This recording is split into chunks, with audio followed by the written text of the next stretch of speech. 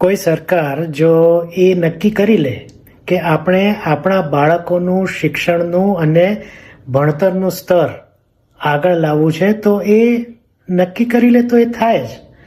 હમણાં આપણે 10મા 12માના રિઝલ્ટ આવ્યા, બરાબર? તો એમાં 10માનું રિઝલ્ટ, જે નર્મદા જિલ્લાનું રિઝલ્ટ છે, એ સૌથી ચોંકાવનારું હતું.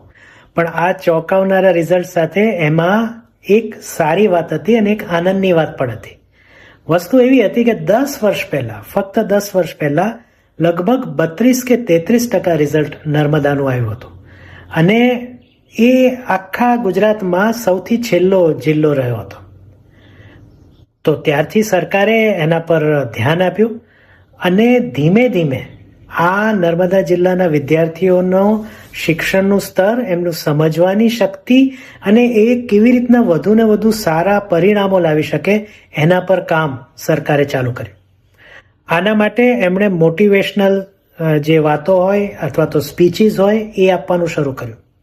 બીજું જે સૌથી મહત્વનું કામ કર્યું એ એવું કર્યું કે ફક્ત 50% જ અભ્યાસક્રમ એ પાઠ્યપુસ્તકમાં હોય એમને ભણાવવામાં આવ્યો. એટલે એ જે ભણતરનો ભાર જે હોય ને એ એમને ના નડ્યો. અને આને કારણે શું થયું કે એમનામાંથી એક ડર હતો કે હું પાસ નહીં થઉં, તો એ ડર નીકળી ગયો. કારણ કે થોડું ભણીને પણ એ લોકો પાસ થવા લાગ્યા અને ધીમે ધીમે આ રીતના મોટિવેશન અને બીજા ઘણા બધા કામો કરીને આજે નર્મદા જિલ્લાનું જે રિઝલ્ટ છે એ 91%થી પણ વધુ આવ્યું છે અને રાજ્યમાં ટોચ ઉપર છે.